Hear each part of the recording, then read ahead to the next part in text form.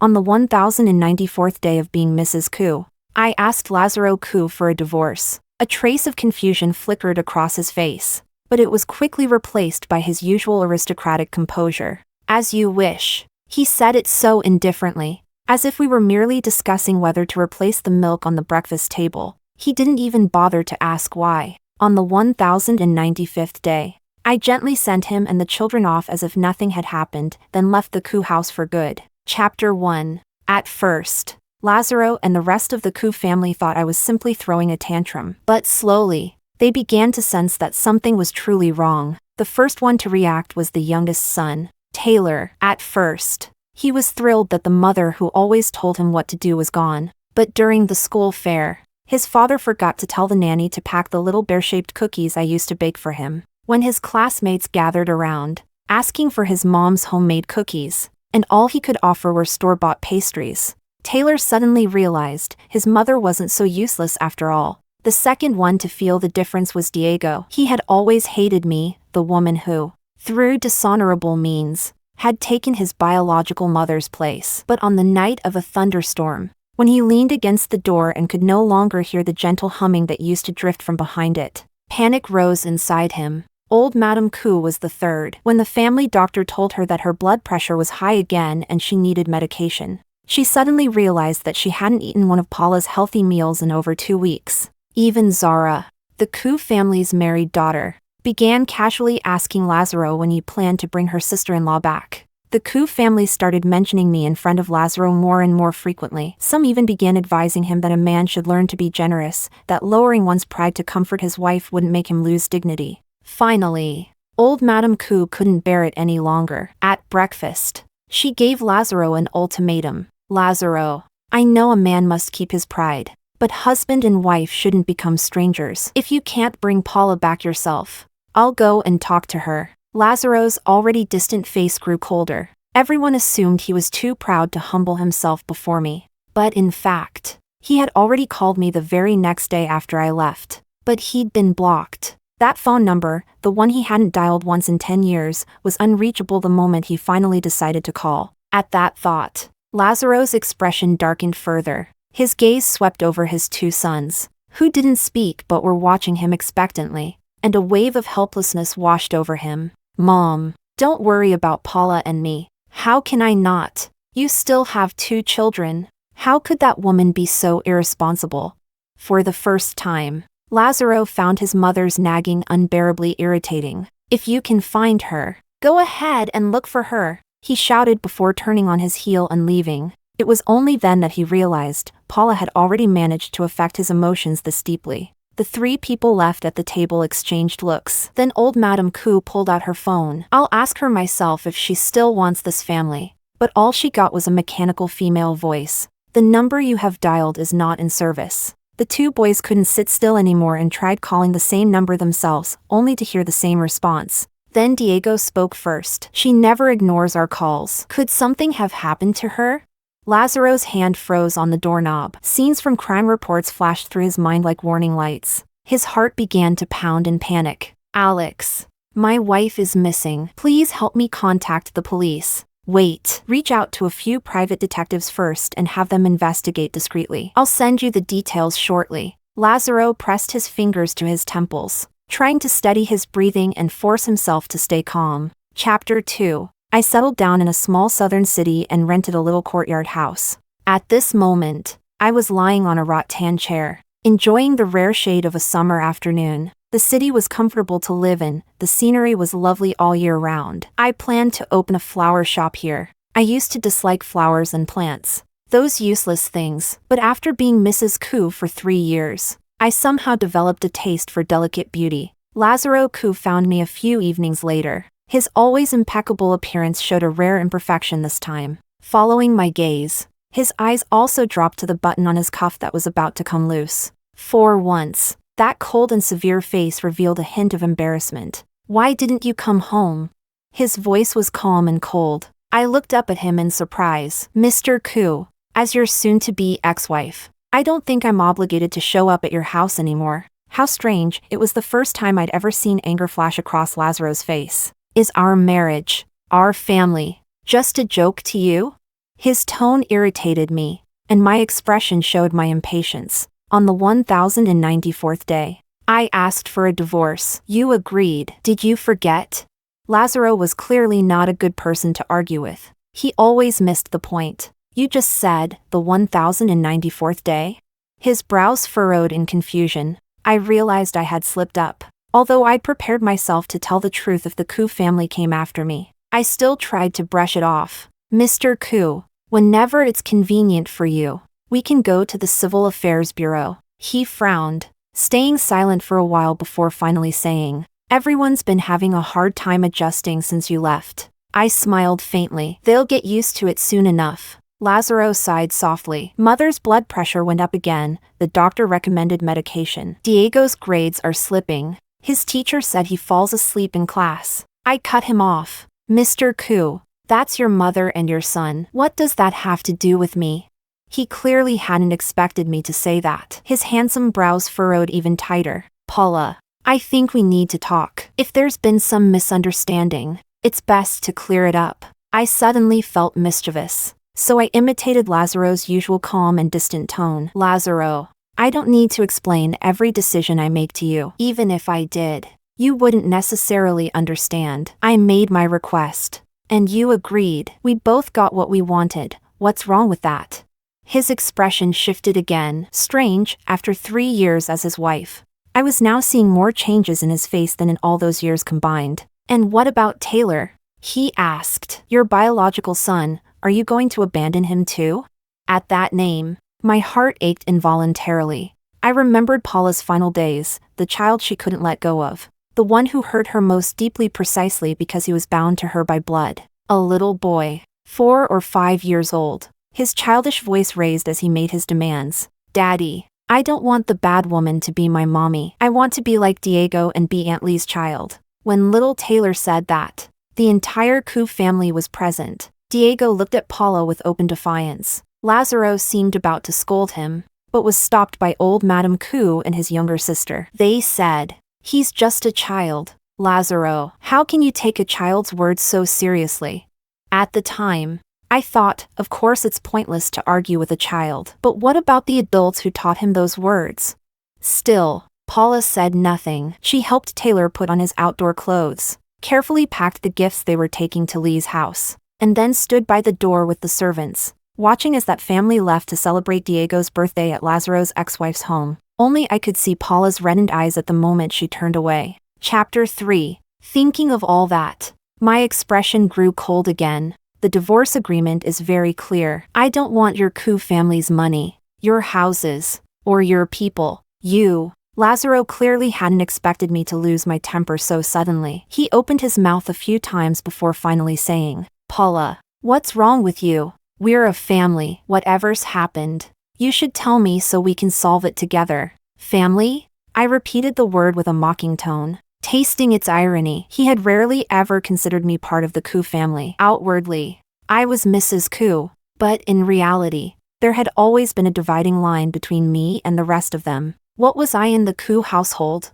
Perhaps just a glorified housekeeper. Old Madame Ku, Diego, Taylor, the younger sister, even Lazaro's ex-wife, he considered all of them family. But me? Never. Mr. Ku, have you ever truly regarded me as family? I asked with a cold smile. If I remember correctly, every member of the Ku family receives at least 3% of the company's shares. Your ex-wife, Miss Lee, and your brother-in-law, Mr. Song, both have theirs, don't they? Then tell me, as your current wife, your supposed family member, where are my Ku group shares?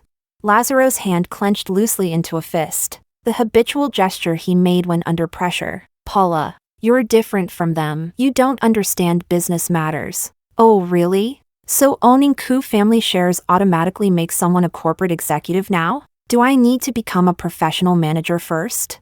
He was momentarily caught off guard, a flicker of embarrassment crossing his face. Paula, I didn't know you cared about this. When we get back, I can talk to them about giving you some shares. I laughed softly, a bitter sound. No need. Mr. Ku, you've misunderstood again. I'm not negotiating conditions with you. I'm telling you, I'm tired of being Mrs. Ku. I don't want anything. I just want a divorce. Take your whole family and get out of my life.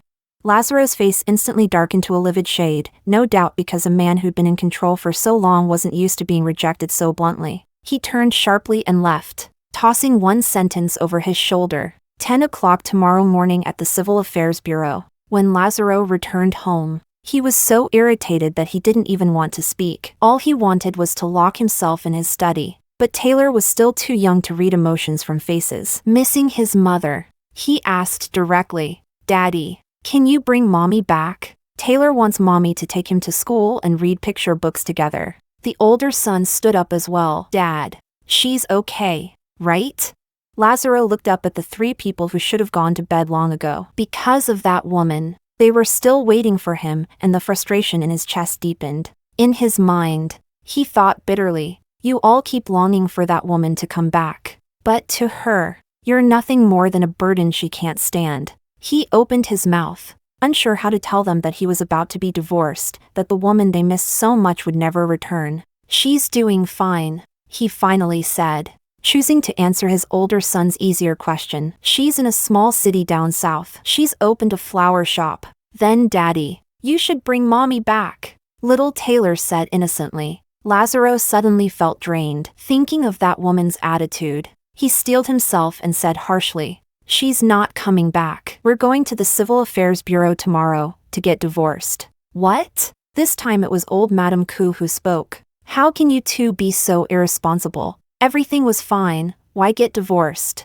"Mom," he said tiredly, "please don't interfere." Thinking of that woman's disgust toward their entire family, he added coldly, "Besides, she wasn't exactly an honorable Mrs. Ku to begin with. If she's finally come to her senses and decided to stop clinging to us, all the better." Chapter 4. Old Madame Ku seemed choked by his words. After a long pause, she finally said, "Lazaro, she's been a dutiful wife all these years. You should stop holding that incident against her." But Lazaro, venting his earlier humiliation, continued coldly, "It's just as well that we're divorcing. With her character, it's better she doesn't corrupt Diego and Taylor. Mother, think about Taylor too. If she continues to live with him and he grows up knowing his mother was a woman who used unscrupulous means to climb her way up, how painful would that be for him?" He was about to go on, but old Madame Ku interrupted him. "Enough, Lazaro. Stop talking." In Lazaro's memory, it was the first time his mother had ever defended Paula in front of him. Before he could react, tears welled up in the old lady's eyes. "Lazaro, I should have told you long ago." "But," she sighed heavily, "you just reminded me today. I shouldn't have let my own selfishness drive a wedge between you and Paula." Whatever she was about to say seemed too hard to confess. It took her a long time to finally continue. "You've always resented Paula for drugging you at that banquet, for forcing you to marry her." Then she turned to her beloved grandson, "Diego. And you, Diego, you've hated her for years too, haven't you? You blamed her for ruining your parents' chance to get back together. That's why, all these years, no matter how kind she was to you, how much she cared, you stayed distant. You wouldn't even call her mom. But what you don't know is that she wasn't the one who drugged your father. It was me. That whole thing was a misunderstanding. Paula was a victim too." All three of them stared wide-eyed. Diego even felt his body trembling slightly. He had hated that woman for so long, for drugging his father, for destroying any hope of his parents reconciling, for shattering his family. But if it had all been a misunderstanding, then what about everything he'd done to her all these years? He didn't dare think any further. Old Madame Ku went on, "Back then, I actually wanted to help Lazaro and Diego's mother reconcile. Your divorce had been so impulsive. And afterward, things weren't that bad between you. I thought, you're both stubborn, too proud to take the first step, so this old woman decided to help you along. At that banquet, I prepared the drug. It was meant for Lazaro and Diego's mother. But by some twist of fate, the glass that Diego's mother was supposed to drink ended up in Paula's hands instead. At first, I thought Paula had found out and deliberately taken advantage of it. But later, by chance, when I talked with Aunt Wang about that night, we realized we'd made a mistake ourselves. We'd given the wrong glass to the wrong person. By then, Paula had already given birth to Taylor, and selfishly, I was afraid that having her own child would make her treat Diego poorly. I thought, If she carried this shame on her back, she'd at least pretend to love Diego. So I kept the secret, all the way until today. Grandma. Diego's voice trembled. That single word tasting bitter on his tongue. He held his head high, stubborn to the end. Then why didn't she explain herself? Why would she choose to carry that blame for so many years? She did explain, Lazaro said hoarsely, his voice tight. We just didn't believe her. For some reason. A memory from long ago flashed through his mind, one of those nights when he'd come home drunk. He'd pressed Paula beneath him. Paula had pushed against his chest, whispering that she didn't want to. He'd been furious that night, humiliated by something that had happened at work. And when he saw that rejection in her eyes, the words just came out. Didn't you dream of sleeping with me? You've finally got what you wanted. Why pretend to resist now? He remembered so clearly how the light in her eyes dimmed. She'd said quietly, Lazaro, I do love you, but I never schemed against you. I never wanted this to happen that way. He had only sneered and continued. He hadn't believed her then. He hadn't cared. And over all these years, none of them had cared about Paula. To them, she had always been guilty from the start, a calculating woman, branded with shame before she could even defend herself. Only Taylor, still too young to understand, spoke up in a small, trembling voice. Grandma, do you mean? Mommy didn't ruin Daddy and my brother's mommy's relationship? Mommy isn't the bad woman? Diego couldn't hold it in anymore. He pulled his little brother into his arms, clutching him tightly. Taylor, everything I told you before, everything we heard from Grandma and Aunt Zara about Mom, it was all wrong. We lied to you. Your mom isn't the other woman. She's not bad. She's a really, really good person. His voice broke, and he couldn't go on. The sobs choked him until not even a single complete sentence could make it past his throat. Chapter 5. At the entrance of the Civil Affairs Bureau the next morning, I saw the entire Ku family from a distance. I couldn't understand it. Wasn't this just a divorce? Did they really need to make such a big scene? As I walked closer, Taylor suddenly ran up and wrapped his little arms around my leg. Mommy, where did you go? Taylor missed you so much. This child had never been particularly close to me. The Ku family had raised him well, disciplined, polite, and proper, but toward me, his own mother, he'd always been distant and cold. If it had been before, such a gesture of affection would have left me astonished and touched. But on the 1095th day, I no longer had to pretend with this family. I looked at Lazaro Ku and said evenly, your son's being rude. Aren't you going to do something about it? I could see the Ku family's faces change instantly. Lazaro, perhaps afraid of upsetting his son, stepped forward quickly and pulled the child into his arms. Paula, Taylor just wants to be close to his mother. He didn't do anything wrong, didn't he? I crouched down, unable to resist my own bitterness, and met Taylor's eyes. But how could a bad woman like me possibly deserve to be Taylor's mother? Taylor's eyes reddened at once, though he stubbornly refused to let his tears fall. Paula, Lazaro's voice shook with suppressed anger. I know you've suffered all these years, but you can't take it out on Taylor. He's just a child. I stood up, unfazed. It's fine. Let's just get this divorce certificate and be done. I won't stand in your way when you find him a new stepmother. Paula. This time it was old Madame Ku. She'd always liked to play the Empress Dowager in front of me, complaining the tea was too cold or too hot, the dishes too oily or too bland. Whenever there was a way to make my life harder, she'd find it. I remembered one winter when she'd heard somewhere about dried plum vegetable buns and demanded I make them for her. I made basket after basket from morning till night, but nothing pleased her. When the kitchen staff finally went home, I leaned against the counter, half asleep, and overheard two servants whispering, this old madam really knows how to torment people. Madam's already steamed 7 or 8 batches. Exactly. It's not the buns she's unhappy with, it's the person. How did that ordeal finally end? Right, on a freezing winter night. I drove alone through 5 or 6 villages in the countryside until I found the exact kind of traditionally sun-dried plums she wanted. Only then did she stop finding fault. Now, looking at her again, I said coldly, Madam, please save your breath. I'm no longer your daughter-in-law, and I have no blessing to endure your lectures. When your son finds you a new one, you can boss her around then. The Ku family stared at me, Stunned, none of them had expected the woman they'd bullied and belittled for years to suddenly stand tall. Old Madame Ku forgot to even be angry. She just stared at me, dazed. Paula, what's wrong with you, child? We're a family. Don't say such unlucky things like divorce. I was already sick of their hypocrisy. Lazaro, we agreed yesterday. Let's just get this over with. From now on, we'll go our separate ways. I turned toward the service hall first, but Lazaro grabbed my arm roughly. What? I snapped, impatient. Paula,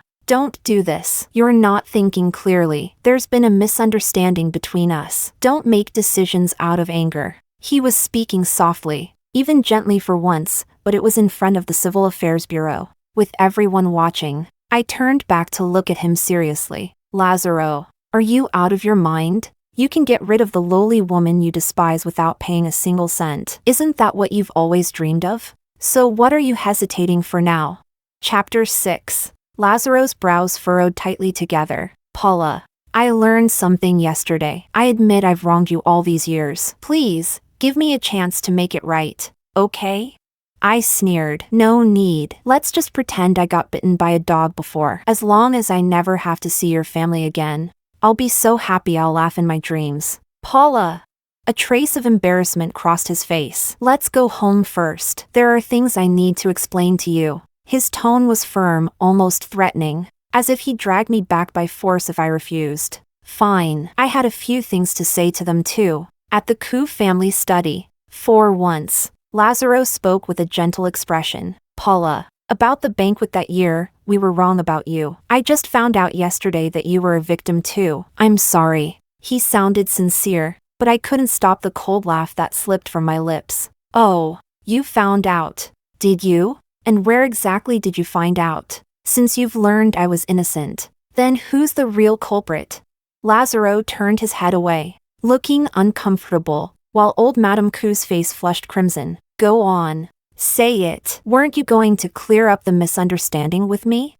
Paula, don't be so aggressive. It was all a misunderstanding. No one wanted it to happen that way. Ha, a misunderstanding? With one word. You think you can erase the years I spent being called shameless, serving your Ku family like a slave for 10 years? You think a single word can wash away your cruelty? Lazaro, did you really think marrying me was some kind of divine favor? And now that you've discovered the truth, you expect me to kneel down, thank you, and burst into tears of gratitude?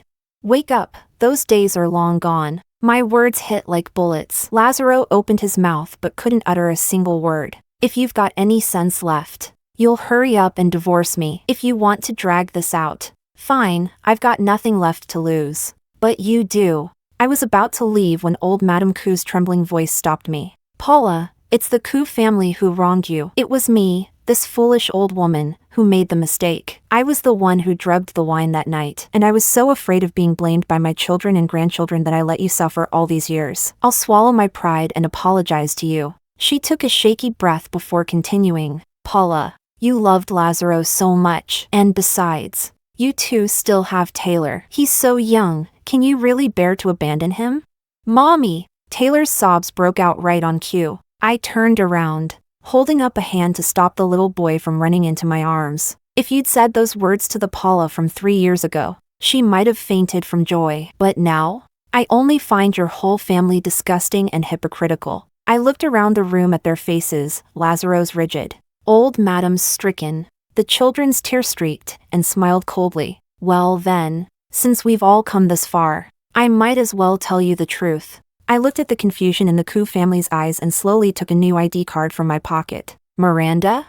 Lazaro read the name aloud, his brows knitting together. You changed your name? As you can see, I said evenly. I'm not Paula. My name is Miranda. About 5 years ago, I was in a car accident. When I woke up, I found myself in Paula's body. I let my gaze sweep over them, stopping on Diego. I watched how you all treated her, enslaving her, humiliating her, especially you. My tone turned icy. You're the cruelest child I've ever met. Diego's body trembled. I didn't care to comfort him. I continued calmly. That state lasted for 2 years. Then one day, Paula spoke to me. She said, Miranda, I can't go on anymore. Please take over this body and look after them for 3 years. Will you? That's when I realized how serious her depression had become. It had already manifested physically. She was showing signs of self-destruction. She knew she could no longer play the role of your wife, Lazaro. But Taylor was still so young. He needed a mother, so she came up with this deal. I paused, looking around at the stunned faces in the room. What's wrong? Don't believe me? Think I'm telling stories?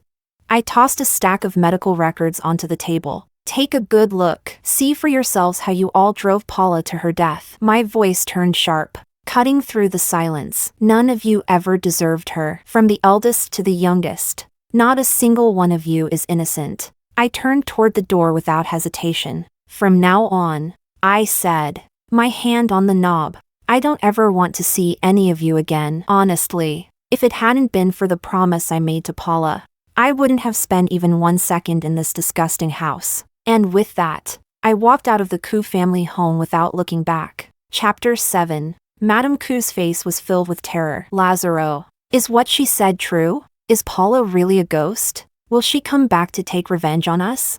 Her wrinkled hands trembled as she clutched Diego tightly. Lazaro, maybe we should find a master. Let him perform some ritual to drive away her spirit. Lazaro's mind was a storm of emotions. He knew his whole family had never liked Paula, but he hadn't expected that their dislike, their mistreatment, had pushed her so far that she had ended her own life. Mom. Lazaro forced the word out from his dry throat. There are no ghosts in this world. Paula might have been ill. I'll find an expert to review her medical records. He left the room as if escaping, Paula's words echoing endlessly in his mind. So that's how much she hated their family. The woman he had always looked down on. The one he thought was the stain of the Ku family. In her heart, it was the Ku family who were the most disgusting and despicable people in the world. He acted quickly, and soon he obtained a preliminary diagnosis from the doctor. From her medical records, it appears that Paula developed depression shortly after giving birth to Taylor.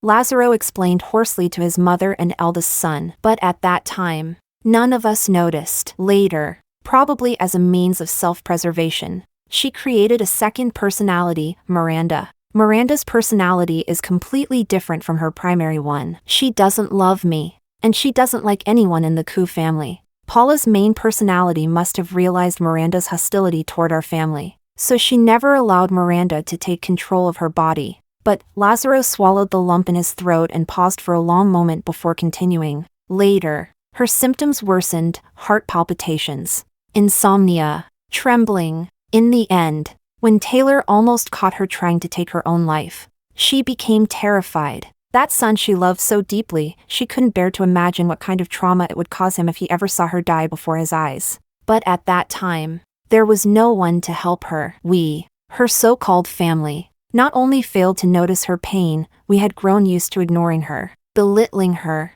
and step by step driving her toward despair. In truth, if she had left us back then and gone somewhere healthier, she might have recovered. But she didn't. I suppose she couldn't bear to leave Taylor. She made a deal with Miranda to let Miranda take her place in raising Taylor, in exchange for her own eternal disappearance. By the time Lazaro reached this point, his voice had grown so hoarse that he could no longer force out a single sound. His tightly clenched fist pressed hard against his lips, suppressing the sobs that were about to burst out. He suddenly remembered what Miranda had kept emphasizing, the 1095th day. 3 years. That was the 3 years Paula had exchanged with her own life. And what had they done during those 3 years? It wasn't as if he had never noticed how cruel his eldest son had been to her, the little insect corpses deliberately left in her room, the handmade crafts she had spent hours making that he ruined on purpose, and that winter not long after she gave birth to Taylor, when his son had pushed her into the outdoor swimming pool. Looking back now, if any other person in the family, no, even an unrelated stranger, had been treated like that by his son, Lazaro would have scolded him harshly, punished him, made him pay for it. But when it came to Paula, he had just stood there, watching indifferently, watching his son's pranks become more and more vicious. In his heart, he had even thought, this is the price she deserves for scheming her way into this marriage. His gaze shifted toward his mother, a woman of no great wisdom, yet always soft-hearted and kind. And yet, this same old madam, who could shed tears for the smallest misfortune of strangers, had treated Paula with such bitter cruelty. When Taylor was just learning to speak, Lazaro had once overheard his mother deliberately scolding Paula in front of the child, calling her a homewrecker, accusing her of destroying another family. Later, things became even worse. His mother intentionally kept Taylor away from Paula, scolding her in front of the boy, stripping her of every ounce of dignity she had left as a mother. Yet Paula, ever since marrying into their family, had been nothing but good to them all. She remembered everyone's preferences, respected his mother, cared for and looked after Diego, and even gave him a son. How could they have been capable of accepting all her kindness, all her devotion, while repaying her with such cruelty? Dad, please, stop talking. It was Diego who broke down first. No, she won't disappear. She's too strong for that. No matter how much I upset her, she never once got angry at me. How could someone like her ever disappear?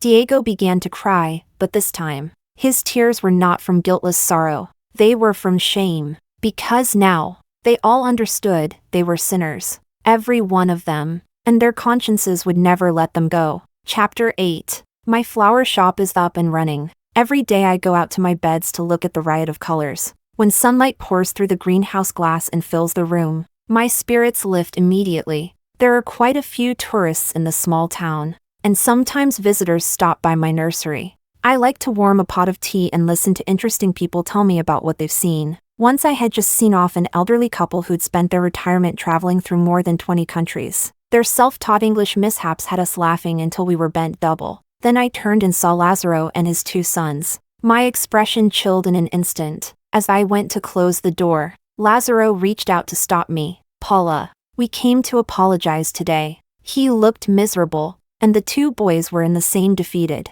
sorry-looking state.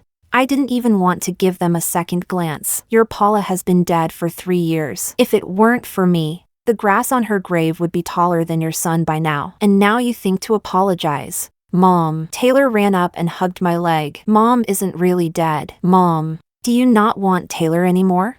I glanced at the child. The harsh words I'd been about to spit out stuck in my throat. Little Taylor, be good. From now on live with your father. I pushed him away and moved to close the door. But then I heard one more mom. It was Diego. He yanked the door open, and I looked at him like a knife. Shut up. What the hell gives you the right to call her mom? Diego looked as if I'd frightened him. Even Lazaro tried to step between us. I stepped toward him slowly and said, You, the very person who drove her to her death, what right do you have to call her mom? The boy stood frozen, terrified. What's wrong? How did it feel, dissecting her little goldfish with your own hands? Was it thrilling? Hiding in the dark, watching her try to suppress her pain, watching the light in her eyes fade little by little, did that give you a sense of accomplishment?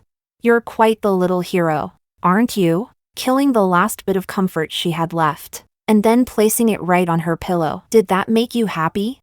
Lazaro stepped forward to pull me back. Paula, that's enough. He's just a child. A child? I sneered. Yes. Your perfect Ku family child. He knew his stepmother was unwelcome, knew that no matter how cruel he was to her, no one would ever defend her. So your good son destroyed Paula's final will to live when she was already at her most helpless and broken. I didn't know. I swear I didn't know she was sick. I didn't know those goldfish meant so much to her. Diego broke down, sobbing uncontrollably. You knew. Don't you dare say you didn't. I glared at him, my voice sharp enough to cut through the air. You knew what her life was like in that Ku house. You all called her Mrs. Ku. But none of you ever respected her or cared about her feelings. Even the clothes and jewelry in those closets, those were just props you lent her so she could play the part of your family's pretty ornament. Her depression was already eating her alive. She tried to save herself. She wanted something of her own. A small companion to keep her company.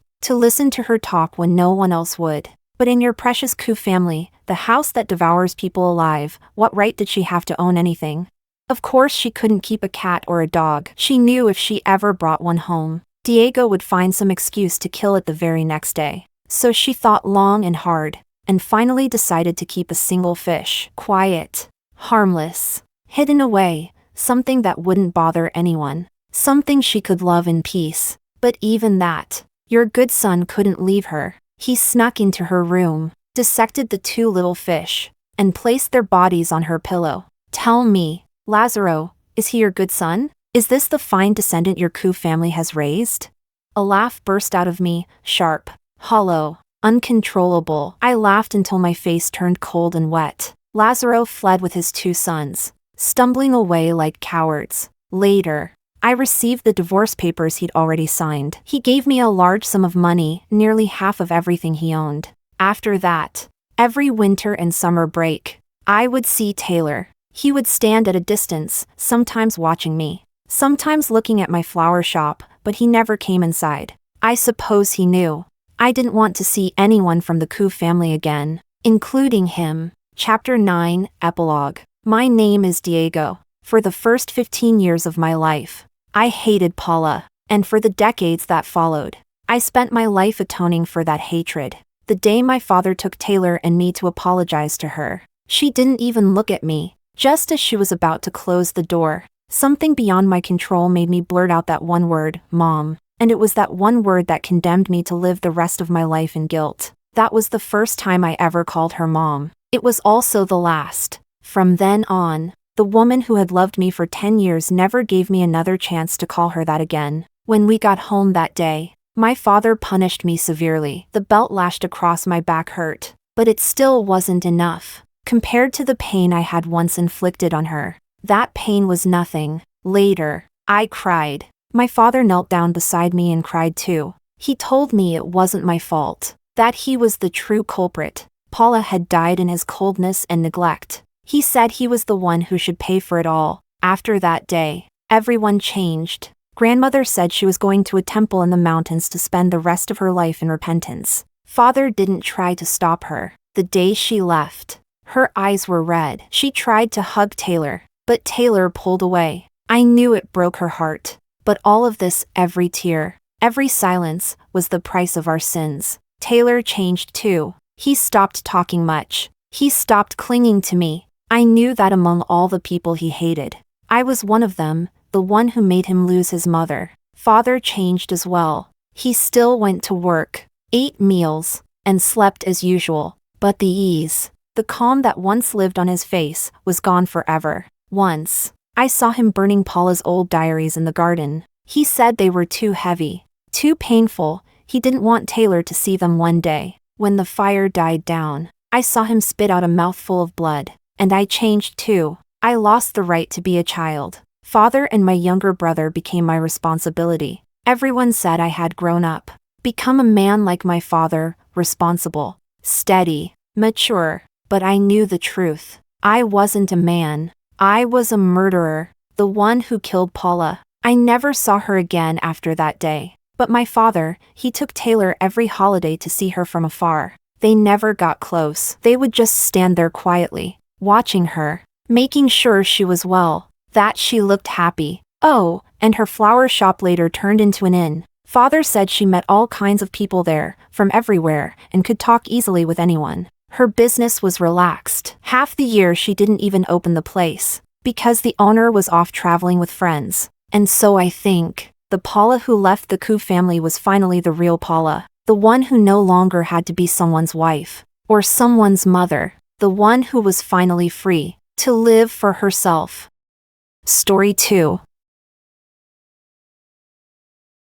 I was with Santiago for 3 years, breaking up and getting back together over and over, being a hopeless simp for him, to the point of being ridiculous. Even his first love knew that I nearly lost half my life over him, so no one expected that in the end. The one who left first, the one who initiated the breakup, was me. Chapter 1. The day I truly felt that there was no turning back with Santiago was actually very ordinary. It was just a typical late July day, rainy and dim. In the dark evening, I had only one warm light on, and the whole house was hazy. When I went to close the window, I was absent-mindedly wondering whether Santiago had brought an umbrella. I pulled out my phone, glanced at the time. It was 9:30. He was still working overtime today. I sighed, intending to ask Santiago when he would finish work. If he didn't bring an umbrella, maybe I could go pick him up. But when I saw the chat log that looked like a one-sided bulletin board,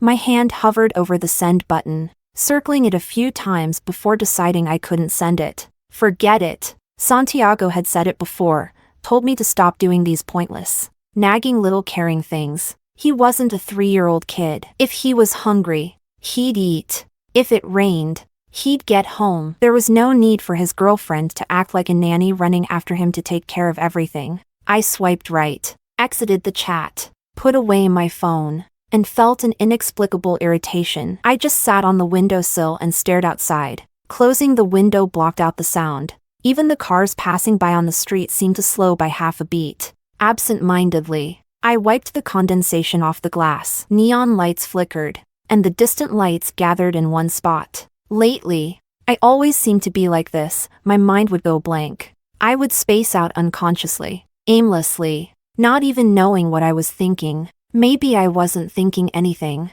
WeChat made its ding-dong sound, followed by the ringing of a voice call. My heart skipped a beat. Maybe I was just waiting for a message from someone. I smiled bitterly, grabbing my phone in resignation, unlocking it in one swift motion. It wasn't Santiago. My best friend Clara's new profile picture stared silently at me, and I pressed the answer button. The high-pitched female voice started with a classic line. Olivia, I'm begging you. If you're blind, then go get it treated. Can you stop staying blind and holding onto a trashy man like he's some treasure? When I didn't respond, Clara's frustration showed in her voice. Every time I bring this up, you just stay silent. What excuse are you trying to make for Santiago this time?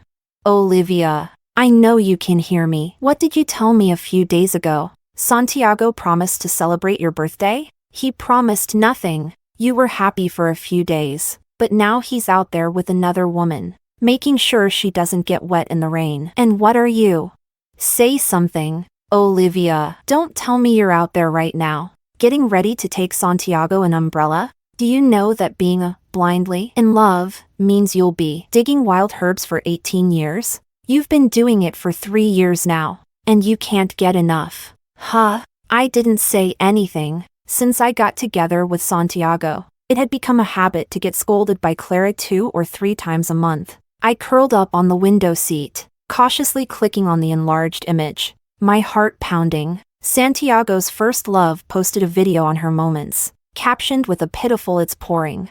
Who will come pick me up?" And my boyfriend, who was so busy that he replied to my messages only once in 3 days, appeared in her moments an hour ago. His side profile was captured, the line of his neck and shoulders as perfect as ever, making the girl beside him look even more petite and delicate, even without a full face shot. The atmosphere was palpable. I watched the video closely, then closed the screen. I replied to Clara with 3 ellipses. Clara fumed. Say something. Olivia, how can you tolerate this? I zoned out for a while longer. It wasn't until Clara was about to lose her mind that I slowly opened my chat with Santiago, looking at his message from an hour ago that he had managed to send amidst his busyness. Busy. Today was my 25th birthday, and that was the only message he had sent me in 3 days, not a birthday wish. Just 2 words, busy. I stared at the timestamp, perfectly matching the time on the screenshot from Moments,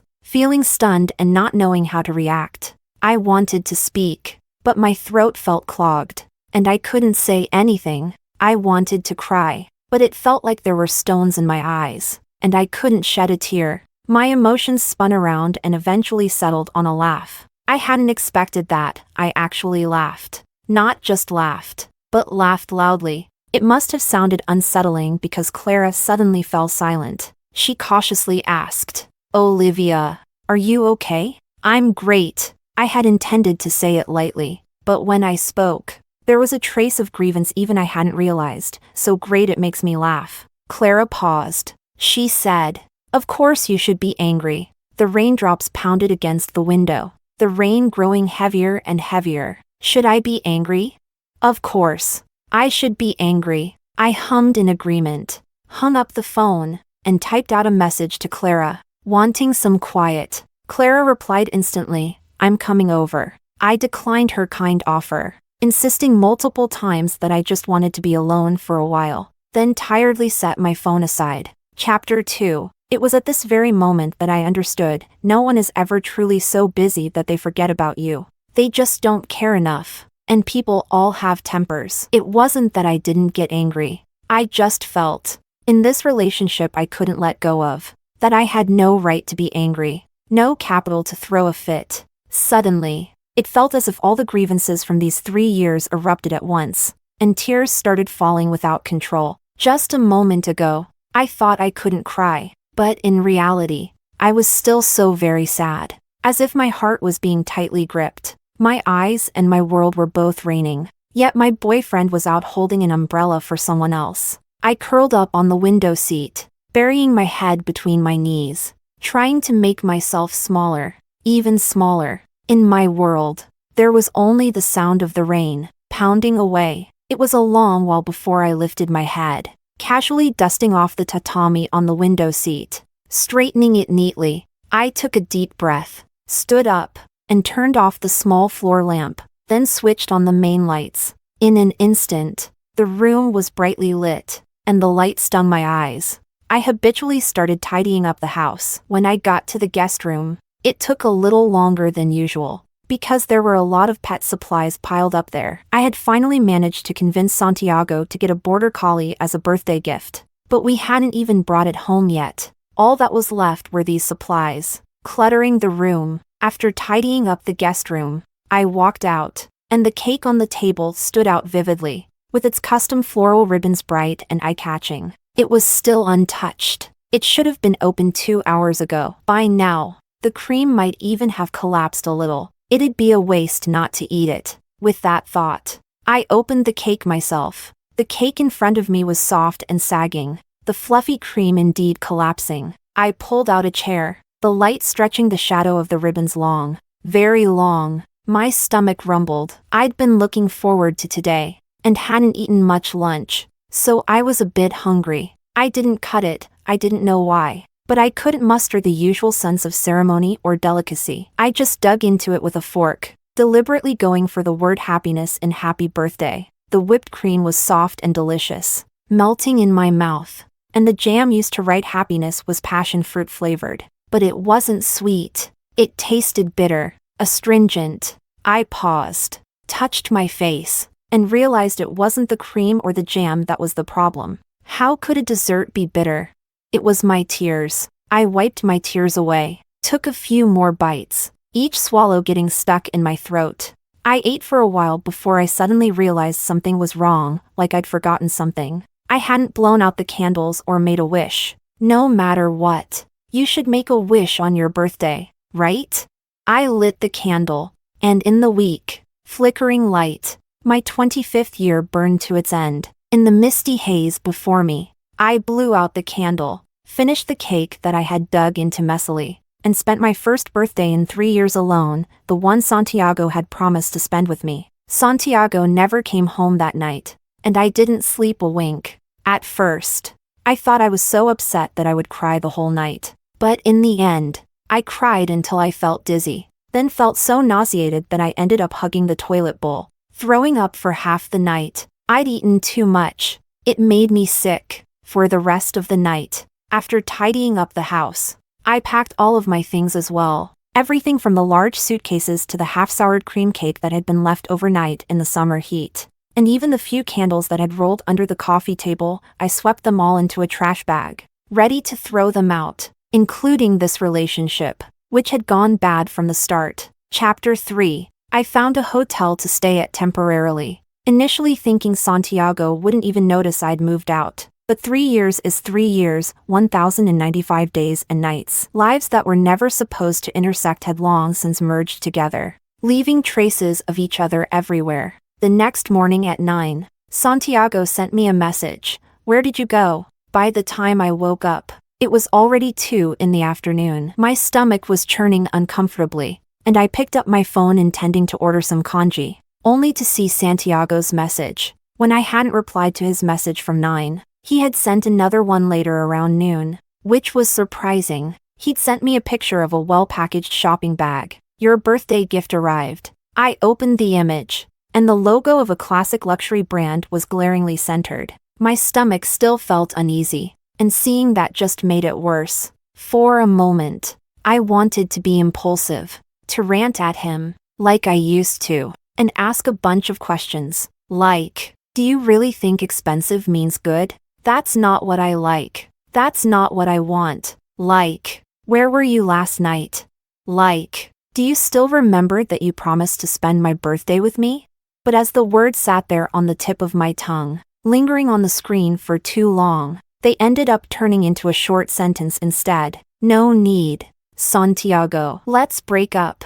Santiago, who usually replied at his leisure, unexpectedly replied immediately this time. He said, "Don't like it? Weren't you trying on bags in the store when we were shopping before? You seemed to like them. What gift do you want?" Then, I looked at his evasive response in silence. In the past, I would have unconsciously made excuses for him. I would have unconsciously stood in his shoes, thinking, maybe he's trying to make amends. Maybe he knows he was wrong yesterday. I rubbed my temples. I don't want anything. I continued typing the next line. Let's break up. Santiago. The chat window lingered on the other person is typing, and the other person is recording a voice message, for a long time. I thought he had something more to say. But in the end, all he managed to spit out was one sentence. He asked, "What's wrong?" I always thought I was emotionally stable right now, but when I saw those 3 words, I couldn't help but feel a rush of anger rise to my head. Who can understand this? You shout until you're hoarse, your rage turning into growing disappointment, and by the end, you don't even know how to express yourself anymore. Meanwhile, the other person stands there watching, indifferent. He knew nothing. The one who started it all was still innocently, even aggrievedly, asking you, "What's wrong?"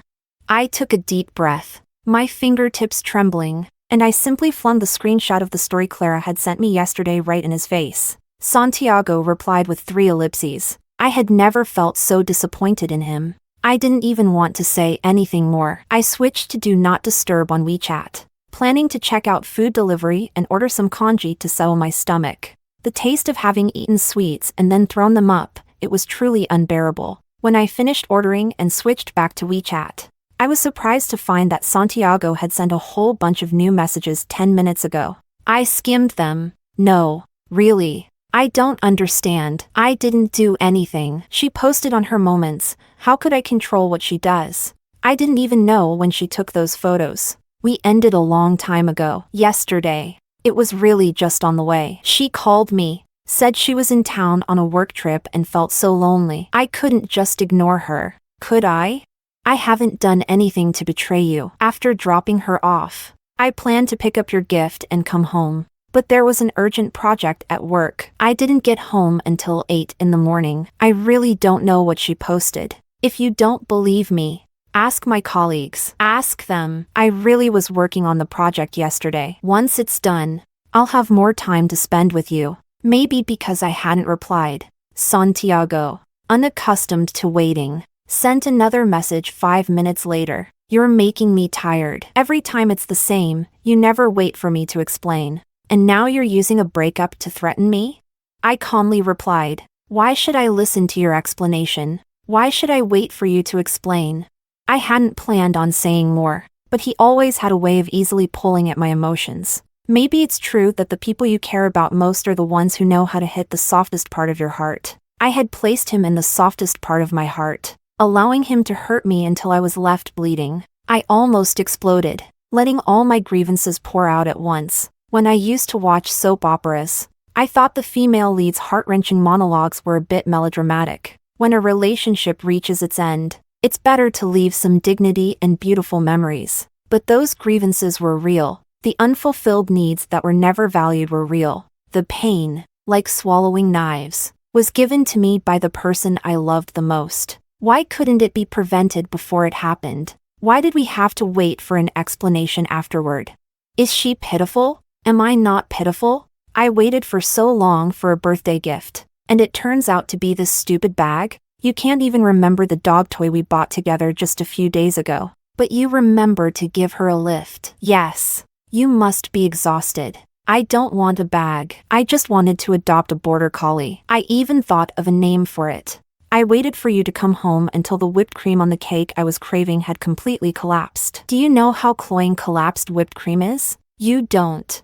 I didn't even know what I was ranting about anymore, talking about all these insignificant little things. After venting, I silently curled up again, clutching my stomach. I let out a bitter laugh, feeling like a spoiled child throwing a tantrum over a toy they couldn't get. We're adults now. Better to leave with some dignity. I sighed, grabbed my phone again, and, unsurprisingly, Santiago hadn't responded. I typed and deleted and typed again, until I finally left only 2 short sentences. I'm sorry for what it's come to today. If I made you uncomfortable, I apologize. I'm sorry. Let's break up, Santiago. I lay on the bed, staring blankly at the ceiling for half an hour, until the delivery kanji arrived. After drinking it, I glanced at my phone again, still no messages. I knew there'd be at least a few days of silence from him again. He was used to handling things this way. I used to think this wasn't emotional neglect, that he was also struggling and just wanted to retreat to his comfort zone to adjust his mood. But what about my mood? I took 2 dry sips of kanji, suddenly feeling how meaningless it all was. I clicked on Santiago's profile picture, my finger hovering over the delete button, and this time, I pressed it without hesitation. Chapter 4. When Clara barged in. I was putting on makeup.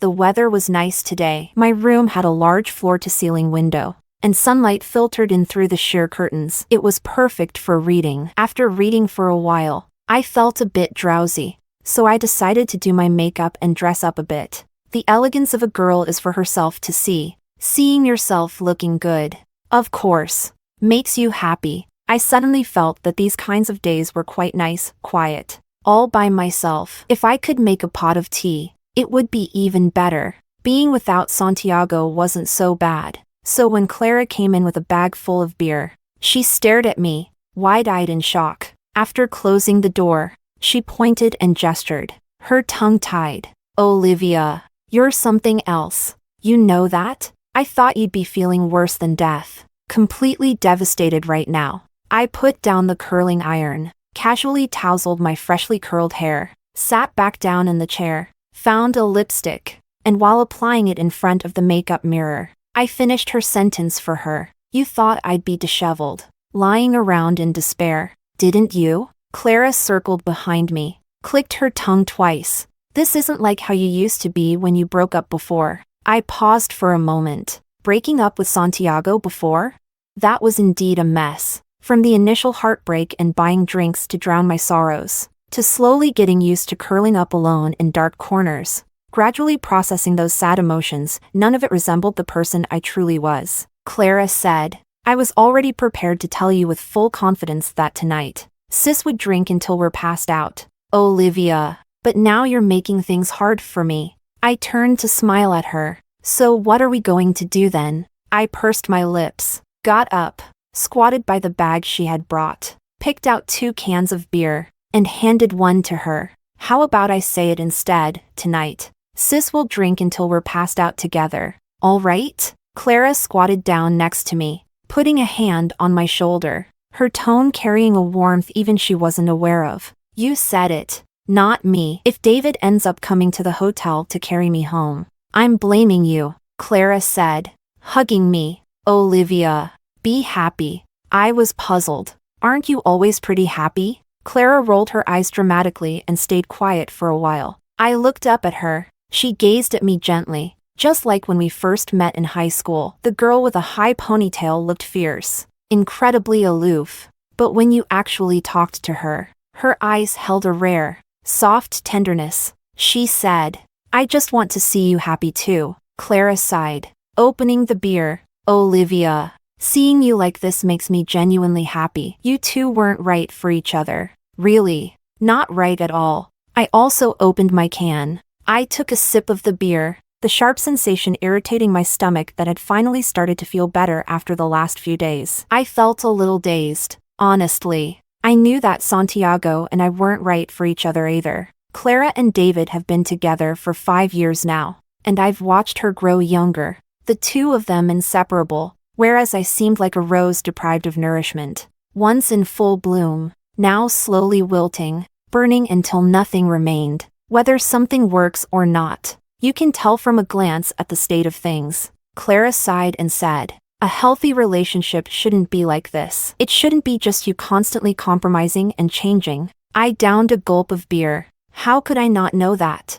I was more aware of it than anyone else. It's been 2 days since I deleted Santiago from my life, and he's remained silent, and I no longer hold on to the desperate obsession of not wanting to let go. On the contrary, I felt like I was gradually finding the old simplicity again, being happy purely for my own sake. Reading books, putting on makeup, chatting about anything and everything with friends, no matter how inconsequential. So I wasn't sad when Santiago came up. I just teased Clara. "Didn't you once swear you'd never change that habit of cursing? Didn't you say you'd never change for anyone? And if it didn't work out, you'd just find someone better?" Clara stared at her beer can for a long time. After a while, she finally reacted, muttering that she was going to tickle me. "Olivia, looks like you're totally fine now." I just giggled, telling her I'd never dare again. We ended up drinking ourselves to oblivion. The next day, I couldn't remember exactly what she said,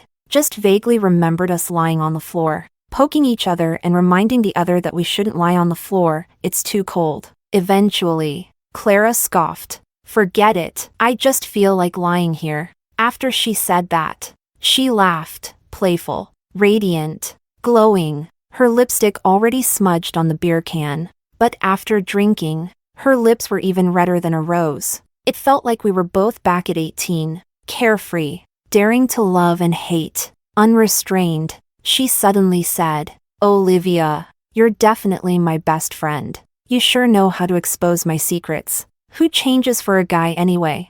I'm just going to be myself, no talk of compromise. But now, if it's him..." Clara's tone shifted as she sat up, her nose red from the alcohol. "He's different," Clara repeated. "If it's David, then it's different." I burst out laughing. "Girl, you've been with him for 5 years, and now, just because of something I said, you're having second thoughts?" I grabbed my beer, sat up, clinked my can hard against hers, milky white foam spilling over the edge, falling on the back of my hand, disappearing in an instant. I wrapped my arm around her shoulders, alcohol on my breath. "I really envy you. If in a relationship, the changes are the ones that should naturally happen, and if both people are growing together for the better, if the desire to improve yourself for your partner is treasured and reciprocated doubly, then it's not a compromise." It must have been some beer foam that drifted into my eyes. Otherwise, I wouldn't be crying like this again for no apparent reason.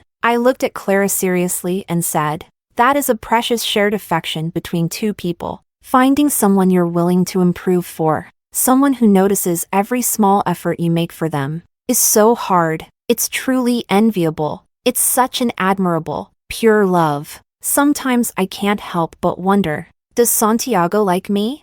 He must have liked me, because I could truly feel his sincerity in certain moments, and the details that showed he was trying, but he just didn't like me that much. His love came after so many other things. We just ended up missing each other. If it's meant to be, it will be. If it's not, there's no use in forcing it. One must learn to accept regrets, to accept imperfections, to accept that in the vast sea of people, sometimes we must part ways. Chapter 5. When people drink too much, they dream too, and the dreams are nonsensical. Bits and pieces here and there, like a patchwork, bizarre and outlandish. Ever since I started seeing Santiago, I rarely had dreams about him, but after drinking a lot this time, I dreamed of many things, most of which were those future moments I used to imagine. I really thought about it a lot.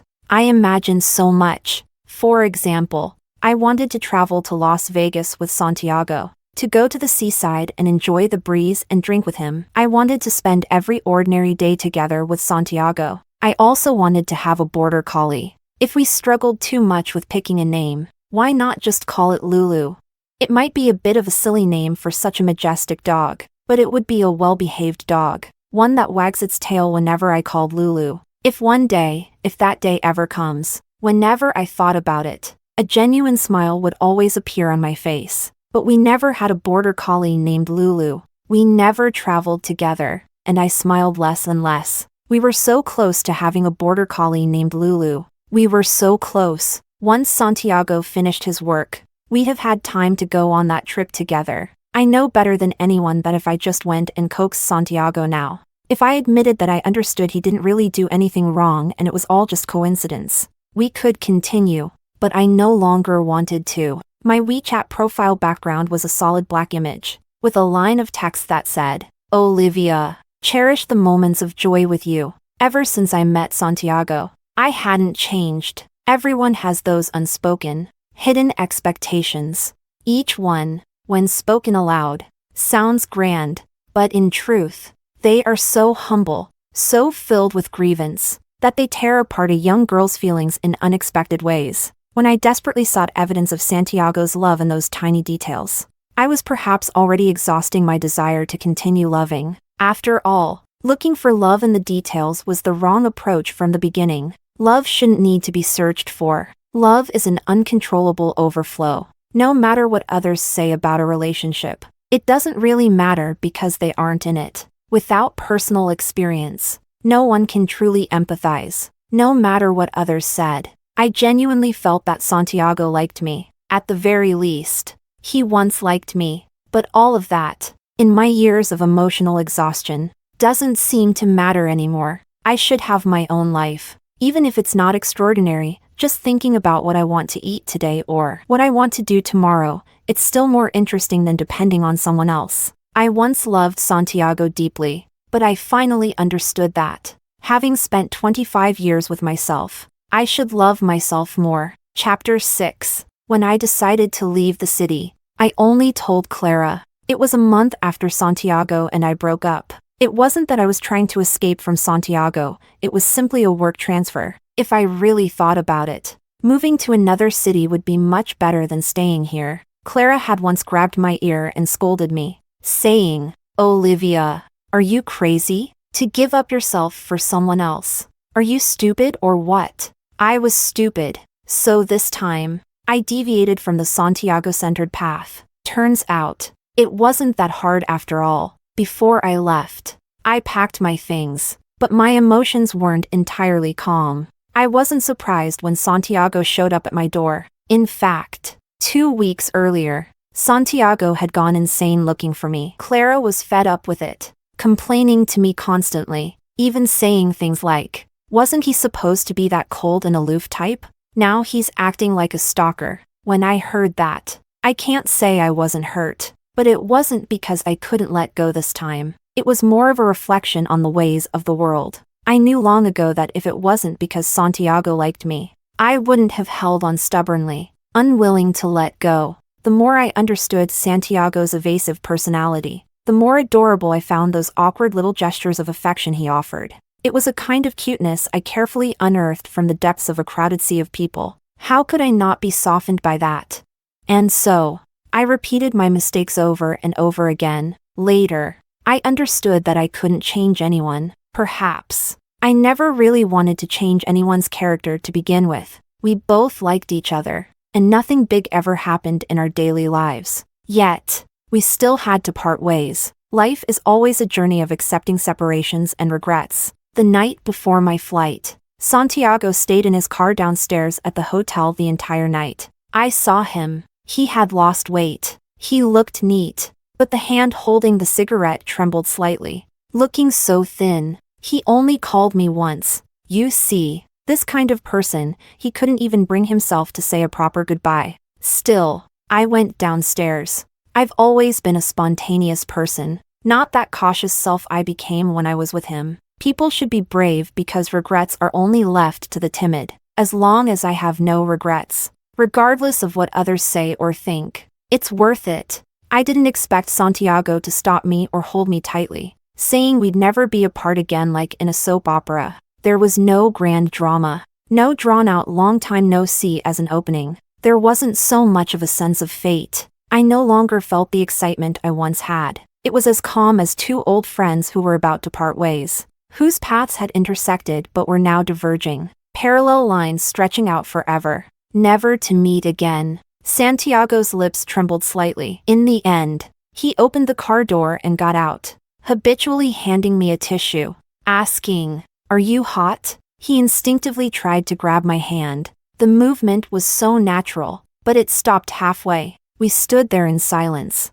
neither of us willing to break this rare peace. In the end, I said, "You should go home. It's hot out here." He looked at me silently, pulling at his collar in discomfort, as if he wanted to say something but swallowed it down. He nodded and went back to his car. As I watched him walk away, I suddenly remembered our beginning.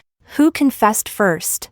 I looked at Santiago, deliberately turning his face away behind the car window, his eyes downcast, and the cigarette freshly lit again, and I felt a wave of confusion. I couldn't remember. Those heartbeats, those romantic moments, those genuine joys, they seemed to have been long sealed away. When you're in love, no matter how romantic, you can say anything. Now, opening your mouth feels like you're afraid of hurting each other. A birthday was merely the last straw that broke the camel's back. This way of being with each other, it had issues, but we couldn't change. We were always indulging in those rare moments of romance and thrill that came after God knows how long. But what remained were sharp thorns and differing lifestyles. Just a dull knife cutting through flesh. The last thing I said to him before I left was, "Santiago, can you buy me an ice cream? Not strawberry flavor," I added. I watched Santiago, silent, putting out his cigarette in the car. He said, "Olivia, if you've really decided to leave, stop talking about these things. It's meaningless." Feigning surprise, I replied, "Seriously? After 3 years? Santiago, I'm moving to another city, and you're not even willing to buy me an ice cream?" He didn't say anything. He didn't say he wasn't willing, nor did he say anything petty about us being broken up. He was always like this.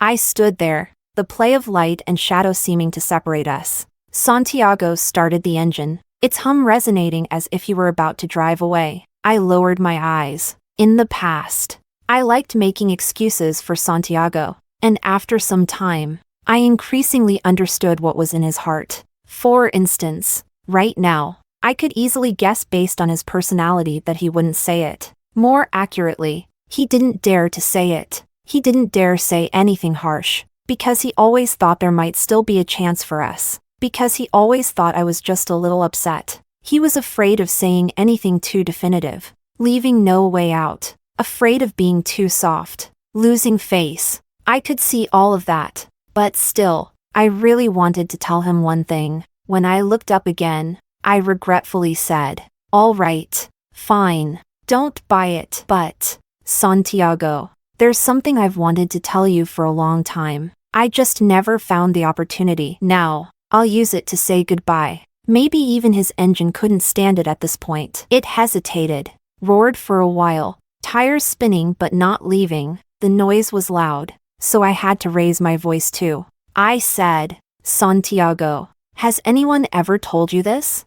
Not answering the question is already an answer. Not answering is indeed already an answer. Some might instinctively deny this statement, thinking not everyone can say things out loud so easily. That's true. I admit that. But I am also human. I have my own thoughts and my own standards of judgment. If I kept compromising, I think we could at least be happy sometimes. But I can't spend my entire life betting that he might finally consider my feelings someday. That's not fair. No matter how much I like him, it's still not fair. I waved my hand, turned around, and didn't look back. I didn't know if Santiago eventually drove away, but the engine kept humming, staying put, neither advancing or retreating. But I left, walking further and further away. Time seemed to rewind frame by frame to that faded evening 3 years ago. Back then, we were still at university, and it was still midsummer. The evening breeze was calm and unhurried. Santiago and I walked side by side, our hands somehow intertwined, unwilling to let go even when sweaty. My steps grew slower, gradually falling behind him. He walked ahead, holding my hand. Suddenly, I called out to the boy whose ears had somehow turned bright red. I lifted my chin, saying in a haughty tone, "I'm going to die from the heat." Not moving anymore, he stood there, dumbfounded, not knowing how to comfort me. Naturally, he wasn't skilled at those flirtatious tricks. Despite having a face that looked like trouble, I laughed and said, "Santiago, buy me an ice cream." Buy me an ice cream, and I'll keep walking with you. Isn't that a great deal? Back then, youth was all smiles and earnest joy. Even if he wasn't naturally passionate, he had that look of hope in his eyes, unable to hide it. And I wasn't the later version of myself, hesitant and insecure. I had always been headstrong and demanding. My pace remained as slow as it used to be, but my boy had already drifted apart from me. What happened afterward? Well, afterward, he smiled and handed me an ice cream. The sweet strawberry aroma lingered, although his smile was dazzling enough to make anyone lose focus. It was always a little clumsy. He said, "Do you like strawberry flavor?" Our fingers intertwined again at some point, palms hot and feverish. I opened my mouth, but couldn't say anything for a long time. I don't like strawberries. Actually, I don't even like ice cream, nor did I want any. But I liked this person so much, liked him so much that, at that moment, I needed a reason, any reason, for him to take me with him. And so that insignificant ice cream couldn't occupy a young girl's heart. It melted away, bearing witness to a teenage crush. It's all in the past. We must have truly liked each other. Chapter 7. The new city is neither good nor bad, and sometimes I really miss spending weekends hanging out with Clara. I've met new colleagues, new friends. Fortunately, I'm still not too far from Clara. Occasionally, when traveling for work, we still get to meet up. Life went on, neither too salty nor too bland. I found hobbies to fill my time, and it wasn't so dull. But as for Santiago, he wasn't doing well. In the blink of an eye, 3 months had passed. Time allowed my wounds to scab over, but it seemed to slowly tear his open, letting the pain ferment and spread until it festered. Never in my wildest thoughts did I imagine that one day I would receive an emotional letter from Santiago. I had completely disappeared from his world. After that day at the hotel, I blocked all possible contact methods I could think of. In the end, he made a new account and found me through Instagram. He's not someone who's good at saying sweet things, but he said that he had only now realized that his world had long since grown accustomed to my presence. I was unassuming. I wasn't so special that he needed to constantly confirm my existence. But once I was gone, he realized that even his ability to breathe began to diminish day by day. I had given him so much security and the feeling of being needed that he almost took it for granted, never considering that I might leave. So, my favoritism toward him became his entitlement, his reason for justifying putting me behind other things. He came to understand, belatedly, that what I had given him was affection and sincerity, not demands about having gestures and paying attention to details. He had once felt that I was controlling him, putting pressure on him, and being demanding. Even when he went out to have fun, I wanted him to constantly reply to my messages. He disliked this so much that he'd rather lie and say he was working overtime than tell me he was going out. He had once wondered why the girl who was so lively at first had turned into someone who constantly questioned and demanded from him. It took him a while to realize that if I didn't want the relationship,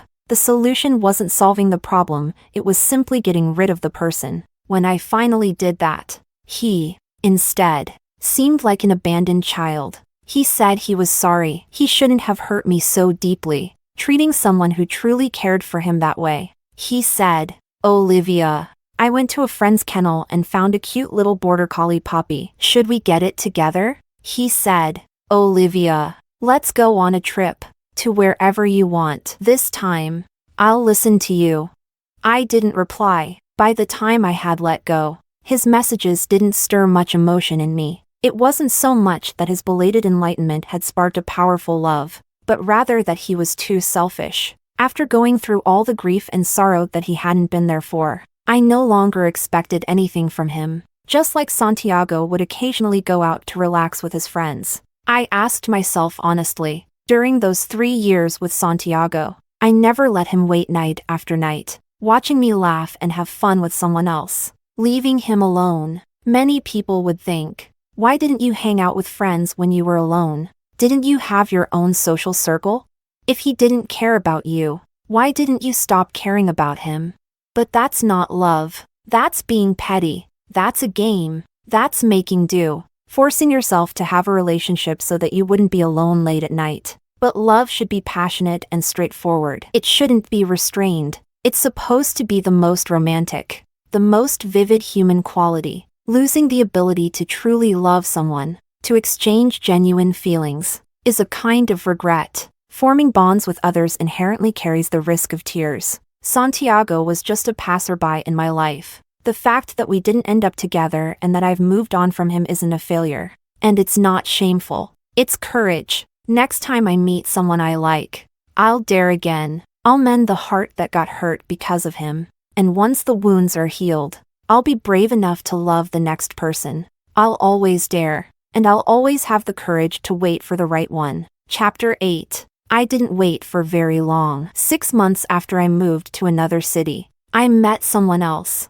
I didn't want to compare his actions or habits with Santiago's, nor did I want to lump him and Santiago together. When he first showed interest in me, I was honest with him. I told him I had someone in my heart, and even though I thought I had moved on, I couldn't guarantee my emotions wouldn't resurface. I didn't want to accept his affection at this time, as it wouldn't be fair to him. I thought he would, like the others who tried to chat me up these days, see my lack of enthusiasm and leave disappointed. But instead, he listened attentively to that long story of mine. I thought he would give up, that knowing how much I had once loved someone else would create a distance. But he didn't. He smiled at me, his eyes crinkling. Olivia, the person you loved must have been very lucky. If he didn't cherish it, he should be the one feeling sorry. Is there anything wrong with loving someone? Honestly, the wind that night was very strong. I was huddled in my coat, aimlessly shaking my beer can. Cold hands didn't matter.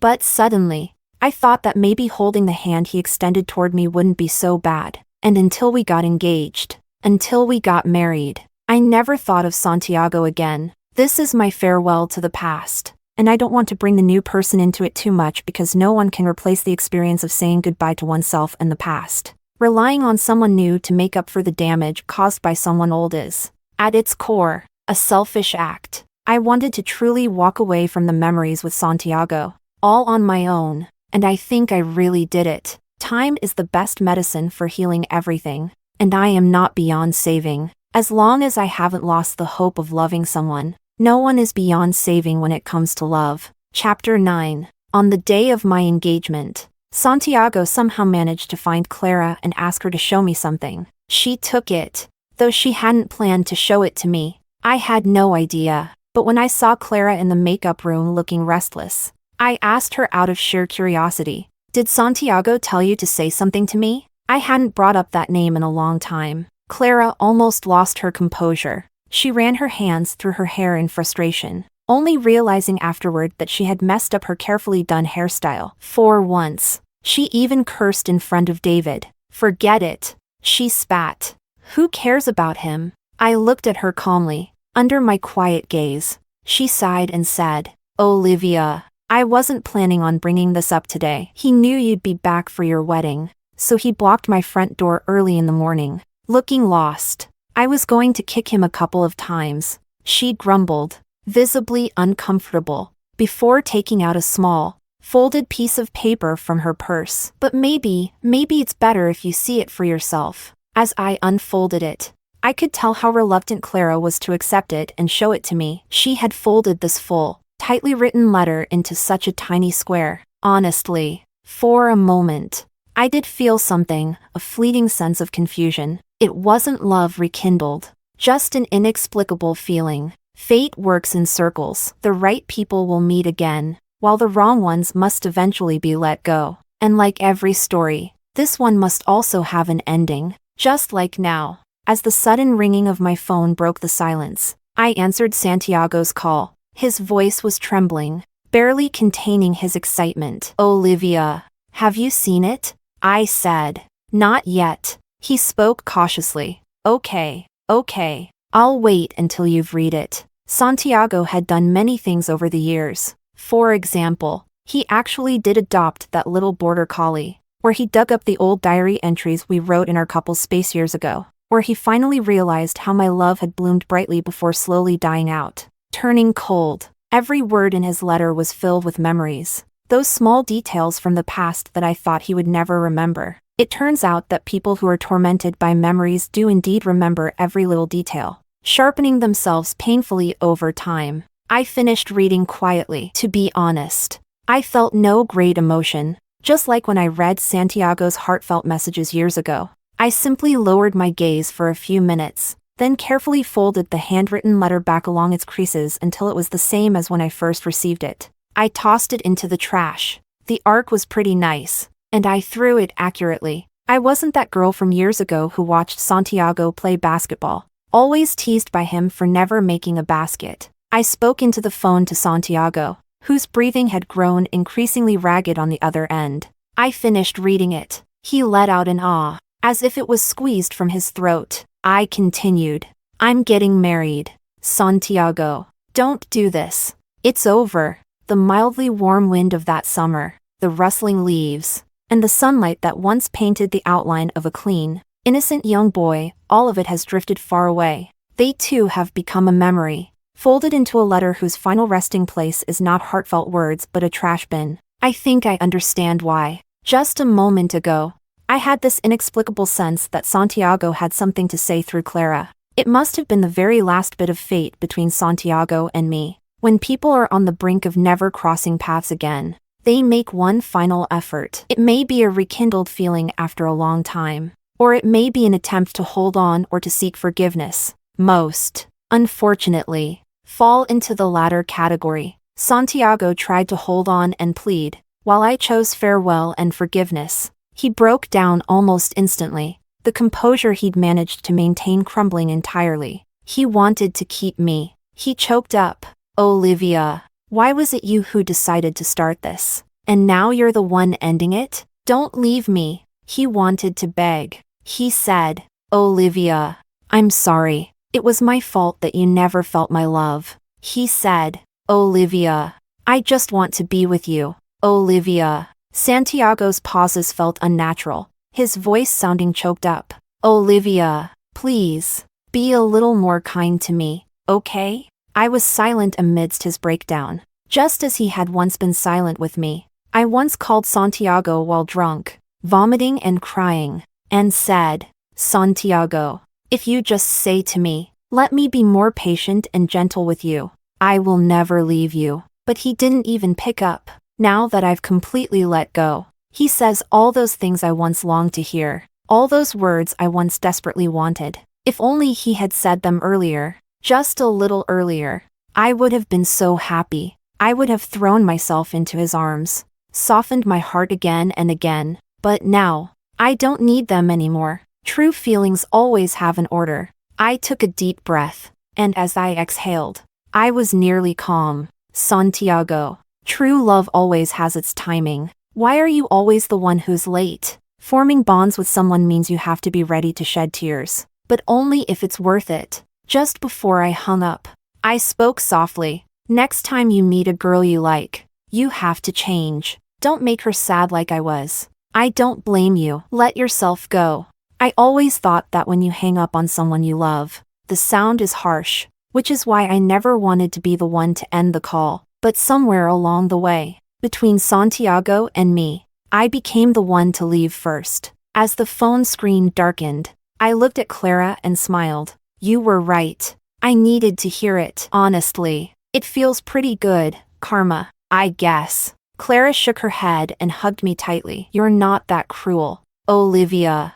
I nodded. No, I wasn't cruel, and I didn't find much joy in it. The switching of roles, the turning of the tables, didn't bring me the satisfaction of revenge, only the sense of closure from completely letting go of the past, of sealing away the memories. I forgive all the obsession, the sorrow, the heartbreak, and the love that became hysterical in the end. I said goodbye to all those old memories, rewinding my past with Santiago to that very first summer when we met. If I could do it all over again, I wouldn't have taken that ice cream, or perhaps I wouldn't have asked for it in the first place. I wouldn't have let myself be tempted to go home with him. I would have smiled, softly but firmly, and said, it's too hot today, so I'll just head home. Then I'd turn around, keep walking, until, before we ever met, we simply passed each other by.